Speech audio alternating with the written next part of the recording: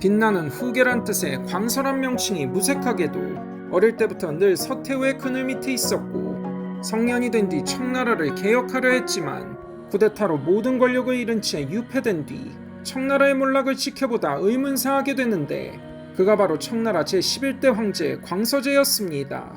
빛을 잃고 그늘 속에 살다간 비운의 황제 광서제 이야기 지금 시작합니다. 광서제의 휘는 제첨으로 동치 10년인 1871년에 황족인 순친왕 혁형과 모친 예언나라 완전 사이에서 태어났는데, 청나라의 반개 황족이던 그는 대부분의 종친들이 그랬듯 그냥 나라에서 주는 혜택을 누리며 풍족하게 살면 장땡이었지만, 그가 뜬금없이 황제가 된 것은 어머니의 언니이며 무소불위의 권력자 서태후의 야심 때문이었죠. 1874년 12월 동치제가 자식 없이 승하한 뒤 제자 항렬의 황족은 본래대로라면 동치제의 사촌들로 후계구도에서 배제돼야 하고, 원칙대로 동치제의 조카뻘인 부자 항렬, 그중 도강제의 증장순 불윤이 황제 후보가 돼야 했지만, 불윤의 아비가 본래 반계에서 입양된 혈통이라며 제첨이 동치제 아버지 황풍제의 양자로 들어가 황제가 됩니다. 그러나 실상은 어린 자기 조카를 황제로 내세워 주무르기 위한 서태후의 수작질이었죠. 4살짜리 아이는 황제가 뭔지도 몰랐고, 부모들은 그저 황망할 따름인데 서태후 때문에 자식과 생이별하고 세상을 뜨기 직전까지 만나지도 못하며 전전긍긍했다 합니다. 어린 제첨은 이모인 서태후를 어미로 알고 자라다 친부모의 존재를 알게 되고, 점차 성장하며 머리가 커지자 서태후에게 벗어나 황제로서 거듭나길 다짐하지만, 서태후의 야망과 술수는 그야말로 엄청났습니다. 결혼부터 사생활까지 모두 그의 의지대로 되는 것이 하나도 없었으니, 서태후는 강력한 외척의 발호를 막고자 자신의 조카인 훗날의 융유태후를 광서제의 황후로 들이고, 광서제가 진심으로 사랑하는 후궁 진비를 괴롭히는 등 철저한 간섭과 감시를 받는 데다 모든 궁극의 대소사를 서태후의 죄가 없인 처리할 수 없었으니 그저 답답할 따름이었죠.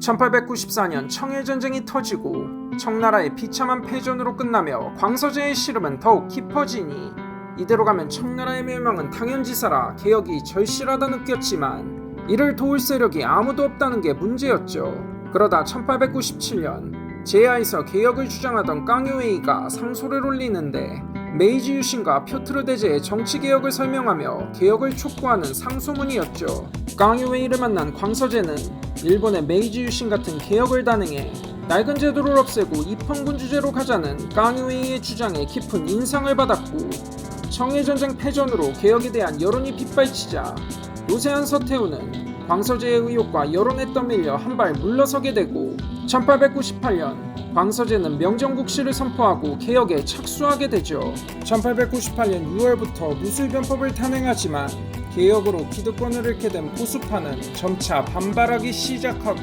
보수파가 서태후의 신복 영록의 군대로 쿠데타를 계획하자 광서제는 위안스카이의 신군을 움직이려다 도리어 통수를 맞게 되니 1898년 9월 21일에 무술정변으로 변법파 대다수가 처형되고 깡요웨이는 망명했으며, 광서제는 자금성정원 중난하이에 있는 영대에 유폐를 당하게 되죠. 이렇게 백일유신 혹은 백일천하가 끝나며 청나라의 운명은 물론이고 광서제의 운명도 나락으로 향하게 되죠. 서태후는 광서제를 황제에서 끌어내고 자신의 조카 사위이며 보수파의 일원인 단왕 제2의 아들 부준을 새왕제로 옹립하려 하는데, 광서제에게 호의적인 서구열강은 이에 강력히 반대하고, 부준이 광서제 대신 주관하는 신년 행사에도 대놓고 씹어버리며 불참해버리자 황제를 교체하려던 시도는 무산되어버리죠.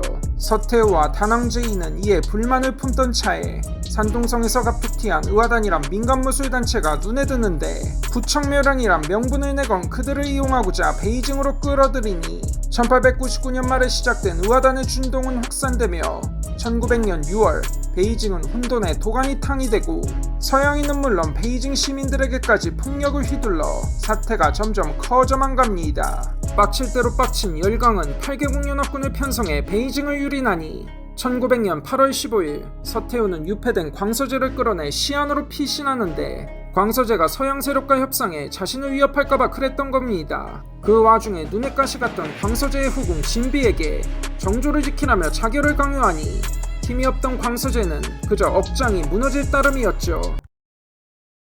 1902년 광서제는 서태후와 자금성에 돌아오지만 이미 심신은 무너진 상태였고 본래 병약하여 각종 질환을 달고 산 그는 오랜 유폐 생활로 우울증까지 겹치죠. 광서 34년인 1908년 병세가 더욱 위중해지는데 당대 최고의 서양의학 전문의인 굴계정이 진단했을 때 심각한 폐결핵과 고혈압 증세를 보입니다.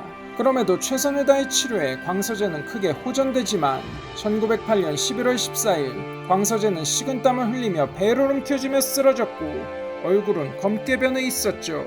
응급조치를 취했음에도 소생되지 못한 채 결국 그날 오후에 37세로 승하하고 맙니다.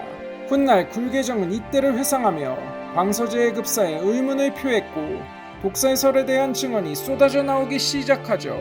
실제로 73세의 서태후는 광서제가 승하하고 하루 만에 세상을 뜨는데 자기 사후에 광서제가 자기 일족과 측근들에게 보복할까 염려했고 황제를 배신한 위안스카이 역시 보복을 두려워했으니 이들 중 하나는 독살에 관여했을 가능성이 적지 않았죠. 실제로도 2008년 3월에 중국 의사들이 광서제의 시신에서 채취한 모발에서 다량의 비소가 검출됩니다. 광서제를 무능하고 유약한 군주로 보기도 하지만 어렸을 때부터 서태후 그늘 밑에서 컸던 그는 좁은 운신의 폭에서도 청나라의 미래를 걱정해 개혁을 추진하려 했고 실패로 끝나며 더 비참한 처지로 몰린 뒤 비극적 최후를 맞게 된 비운의 황제이기도 했죠. 서태후란 그림자에 잠식된 불우한 황제 광서제의 일생이었습니다. 이만 마치겠습니다. 시청해주셔서 감사합니다. 여러분의 좋아요와 구독이 영상 제작에 크나큰 동기이며 원동력입니다.